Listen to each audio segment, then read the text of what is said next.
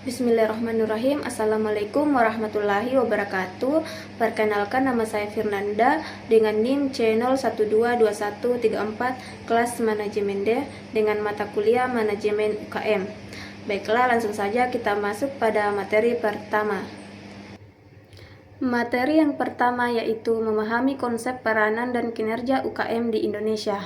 Nah, UKM memegang peranan krusial dalam perekonomian Indonesia sebagai penggerak utama yang tak hanya menyumbang signifikan terhadap produk domestik bruto atau PDB. UKM juga menjadi tulang punggung penyerapan tenaga kerja.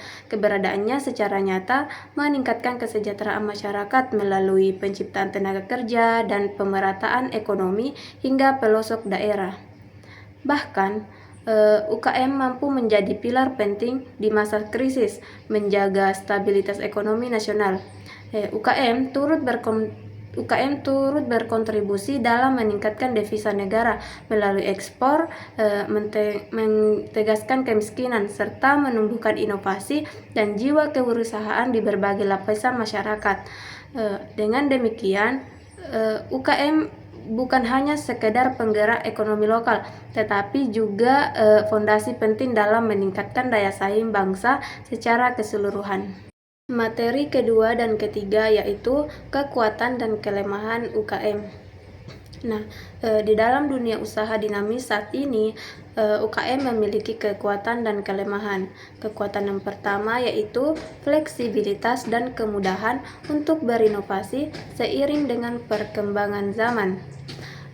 Keunggulan ini memungkinkan para pelaku usaha untuk dengan cepat beradaptasi dan menawarkan solusi yang relevan dengan kebutuhan pasar yang terus berubah. Kekuatan kedua yaitu menggeluti bidang usaha sesuai dengan minat pribadi, bukan hanya memberikan kepuasan tersendiri, namun juga menjadi pendorong semangat dan kreativitas dalam menjalankan bisnis.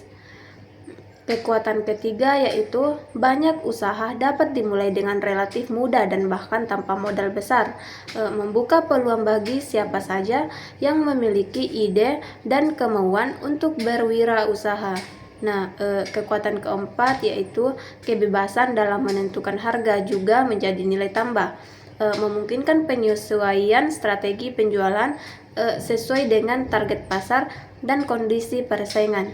Nah, kekuatan yang kelima yaitu UKM bukan hanya mencari keuntungan, tetapi UKM juga berkontribusi dalam menciptakan lapangan pekerjaan dan menggerakkan roda perekonomian di tingkat lokal. Nah, adapun kelemahan UKM yang pertama yaitu keterbatasan jumlah tenaga ahli dan keterampilan seringkali menjadi tantangan dalam mengembangkan usaha yang lebih jauh dan menjaga kualitas produk atau layanan. Kelemahan kedua yaitu modal yang kecil juga berimplikasi pada minimnya anggaran untuk berbagai aspek penting seperti pemasaran dan pengembangan produk, serta keterbatasan dalam pembiayaan untuk ekspansi. Kelemahan yang ketiga yaitu struktur manajemen pada usaha yang baru dirintis biasanya belum stabil dan masih memerlukan pembenahan agar operasional berjalan efisien. Kelemahan yang keempat, keterbatasan sumber daya manusia secara keseluruhan, baik dari segi kuantitas maupun kualitas, serta keterbatasan sumber daya lainnya dapat menjadi penghambat pertumbuhan bisnis. Materi yang keempat yaitu memahami tujuan pemasaran dan fokus dalam mencapai tujuan. Nah, dalam dunia pemasaran terdapat serangkaian tujuan krusial yang menjadi landasan kesuksesan sebuah bisnis. Yang pertama, membangun brand awareness adalah langkah awal untuk memastikan merek Anda dikenal dan diingat oleh audiens. Nah, yang kedua, meningkatkan penjualan menjadi indikator utama keberhasilan upaya pemasaran yang secara langsung berkontribusi pada pertumbuhan bisnis. Tak hanya itu, memperluas market share memungkinkan Anda menjangkau lebih banyak pelanggan dan memperkuat posisi di pasar. Membangun customer loyalty juga esensial, di mana pelanggan yang puas akan kembali dan bahkan menjadi advokat merek Anda. Nah, tujuan akhir yang tak kalah penting adalah meningkatkan keuntungan, yang merupakan hasil dari tercapainya tujuan-tujuan sebelumnya. Selain itu, pemasaran juga berperan dalam edukasi pasar, memberikan pemahaman kepada konsumen mengenai produk atau layanan yang ditawarkan. Nah, untuk mencapai tujuan-tujuan pemasaran ini diperlukan fokus dan strategi yang tepat. Langkah pertama adalah mengenali target market Anda secara mendalam, memahami kebutuhan, preferensi, dan perilaku mereka. Kemudian yang kedua, selalu update dan berinovasi menjadi kunci untuk tetap relevan dan kompetitif di tengah perubahan pasar yang dinamis. Yang ketiga, membuat konten marketing yang menarik dan informatif akan membantu membangun hubungan dengan audiens dan menarik perhatian mereka. Pemanfaatan data analisis sangat penting untuk mengukur kinerja kampanye, memahami perilaku konsumen, dan membuat keputusan yang lebih tepat. Di era digital ini, mengoptimalkan digital marketing melalui berbagai platform online adalah suatu keharusan untuk menjangkau audiens yang lebih luas. Terakhir yaitu konsisten dalam branding akan membangun identitas merek yang kuat dan mudah diingat oleh konsumen. Materi kelima yaitu langkah-langkah dan perlunya perencanaan untuk pengembangan. Nah, perencanaan adalah fondasi krusial bagi kesuksesan dan pengembangan bisnis yang berkelanjutan. Langkah awal dalam perencanaan adalah menentukan visi dan misi bisnis yang jelas, memberikan arah dan tujuan jangka panjang bagi perusahaan.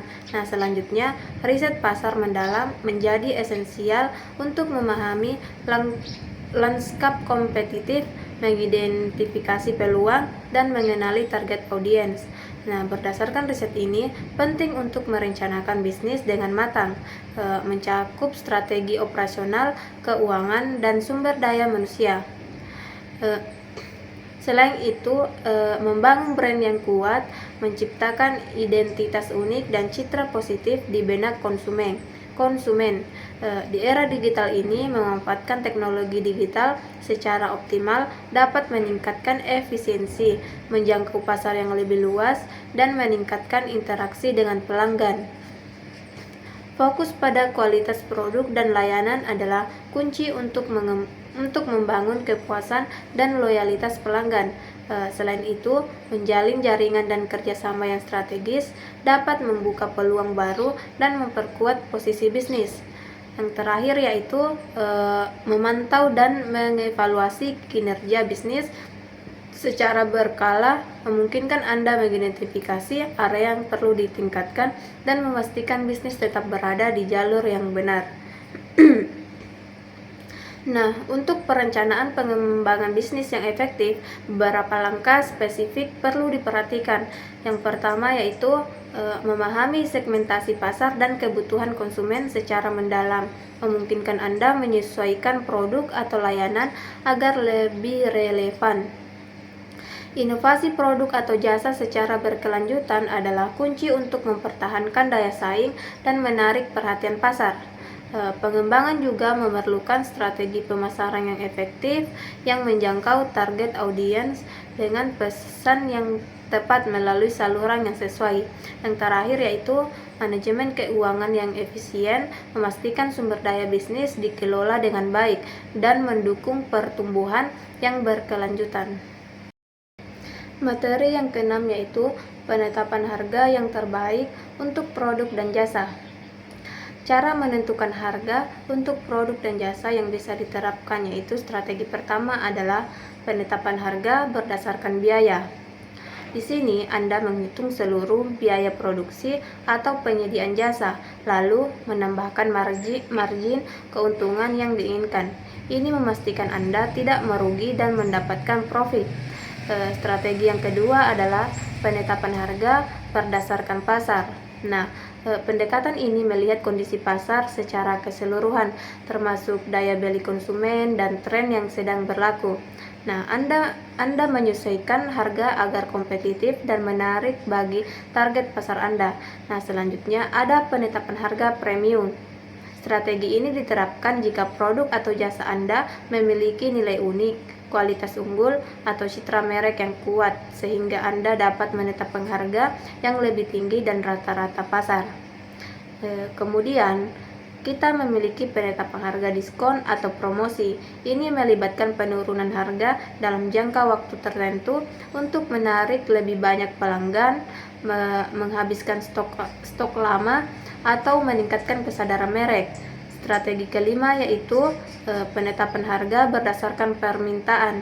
Di sini, harga disesuaikan berdasarkan seberapa besar permintaan konsumen terhadap produk atau jasa.